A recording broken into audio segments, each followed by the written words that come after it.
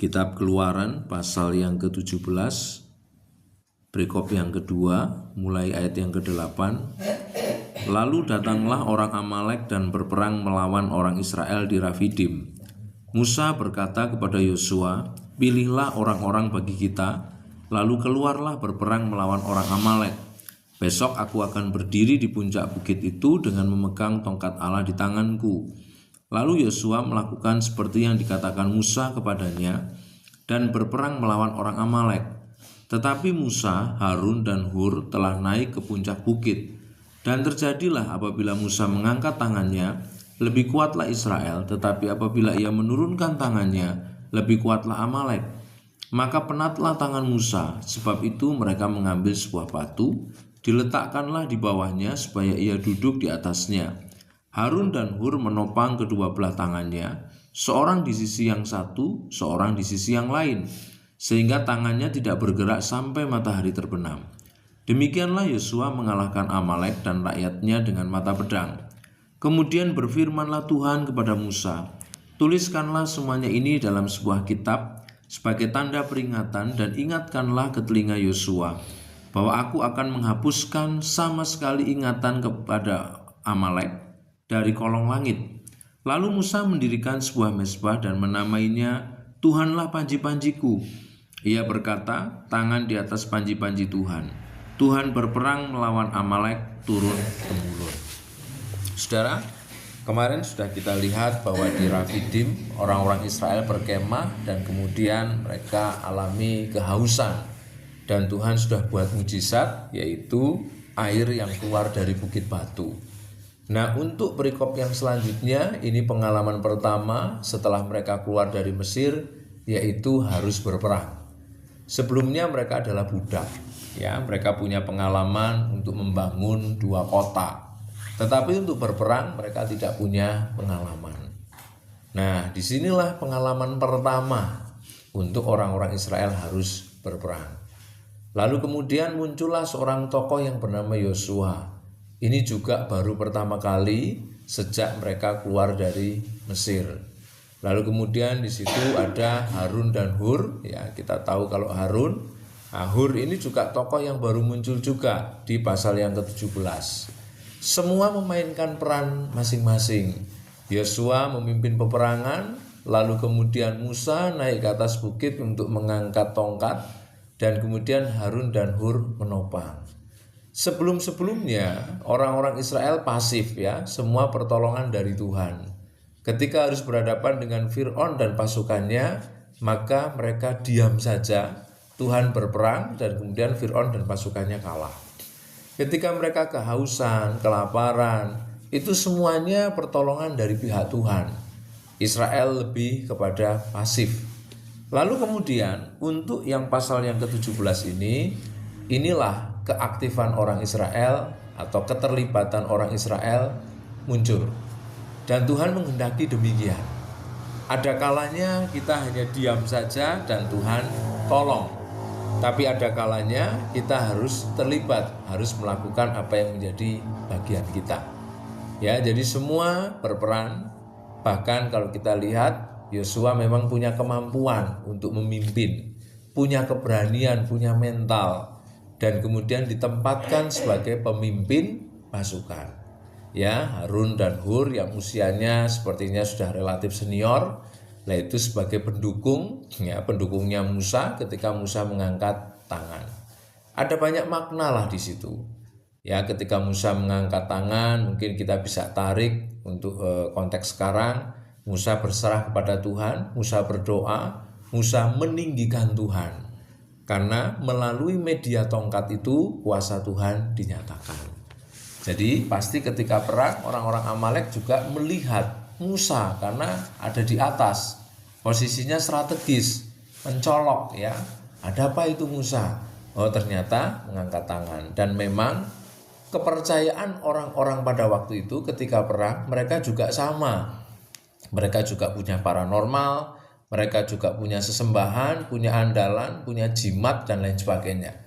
Jadi dalam hal ini Tuhan sedang menunjukkan melalui Musa, kalaupun bangsa-bangsa melakukan ritual, pas mau perang mengandalkan andalannya masing-masing, punya jimat dan seterusnya. Ini loh Israel keluar dari Mesir, dia punya Tuhan yang melebihi segala-galanya. Jadi ketika Musa mengangkat tangan, itu sebagai tanda penghormatan kepada Tuhan, tanda doa juga, tetapi juga tanda perkenalan kepada Amalek tentang siapa andalannya orang-orang Israel, yaitu Tuhan sendiri. Dan dari situ kita juga bisa melihat bahwa adanya kekompakan ya. Yosua memimpin, lalu kemudian Musa mengangkat tangan, tapi tidak kuat karena udah usia. Kalau sampai dia turun karena capek, maka bangsa Israel menjadi lemah. Sehingga Harun dan Hur ini menopang. Dan kemudian sampai dengan matahari terbenam, peperangan itu orang-orang Israel menang. Ya, ini baru pengalaman pertama perang loh, langsung menang. Ya, kalau dalam catatan sejarah pasca mereka keluar dari Mesir, ya inilah ya perang di mana mereka terlibat. Memang ini menang yang kedua, tapi yang pertama mereka hanya diam saja. Untuk yang ini mereka terlibat. Jadi saudara, dari yang kita lihat ini, maka kita juga bisa untuk umat Allah masa kini diperhadapkan dalam suatu persoalan. Dan ini bicara tentang tim, tentang kelompok, ya, komunitas. Maka semua memang harus berperan. Yosua berperan. Rakyat Israel khususnya yang laki-laki jadi tentara juga. Ya, Musa, Harun dan Hur berperan juga. Kompak mereka semuanya. Sehingga Amalek, musuh yang menguasai medan, karena memang mereka berada di situ, sanggup dikalahkan.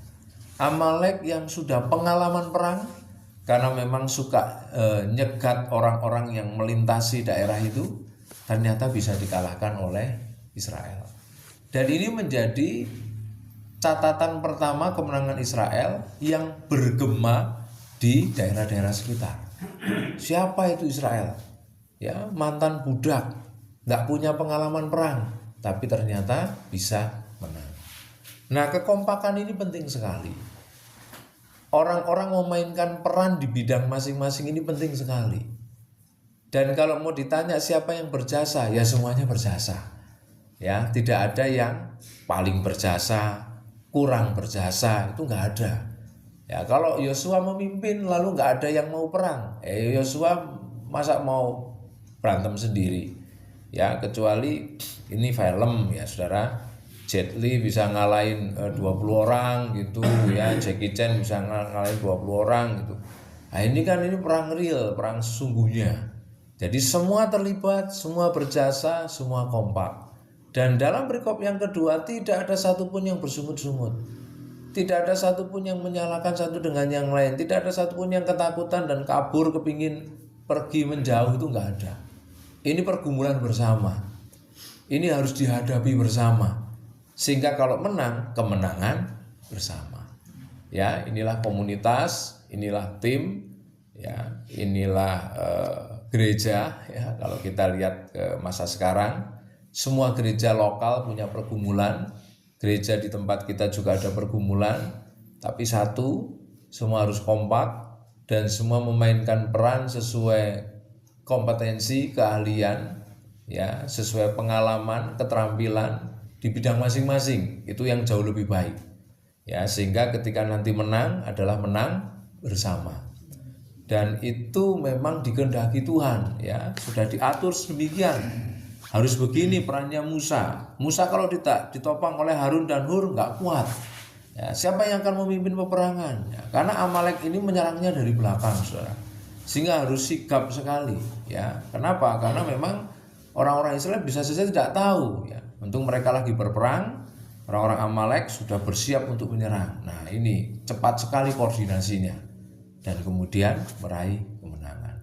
Tidak ada kepanikan, ketakutan, saling menyalahkan, separuh kabur, separuh lari, mengkhianat, itu nggak ada. Kalau sampai terjadi seperti itu, wah apes, sial komunitas itu. Saling menyalahkan, mengkhianat, wah apalagi ya, wah ini tidak akan mungkin bisa menang. Maka penting sekali kerukunan, persatuan, kekompakan, dan memainkan peran di bidang masing-masing. Nah, ternyata nampak sekali sudah dari masa mudanya Yosua. Dia punya leadership, dia punya keberanian. Setelah Musa mati, dia yang menggantikan. Nah, ini memang tidak mudah ya. Musa juga diberi hikmat Tuhan. Siapa ini yang harus memimpin ini? Ya. Nah, tentu tidak hanya Yosua saja, memang nama Yosua yang muncul ya. Pasti ada yang lainnya, karena untuk mengkoordinir taruhlah 600.000 laki-laki ya, 600.000 keluarga, itu tidak mudah ya. 600.000 itu ya satu kabupaten lah, satu kabupaten kecil. Ini untuk mengkoordinir pasukan segitu banyak itu tidak mudah ya. Jadi kita lihat di sini memang semua berperan, semua kompak dan tidak saling menyalahkan, kemenangan terjadi. Nah, mungkin kalau kita bertanya, kenapa ini kok harus aktif Israelnya? Apakah Tuhan nggak bisa buat kemenangan seperti waktu melawan Fir'aun? Bisa saja. Dan pernah saya sampaikan, cara Tuhan bervariasi ya. Ada kalanya kita diem tahu-tahu beres, tapi ada kalanya ya kita tetap harus terlibat. Toh hasilnya tetap beres kabeh.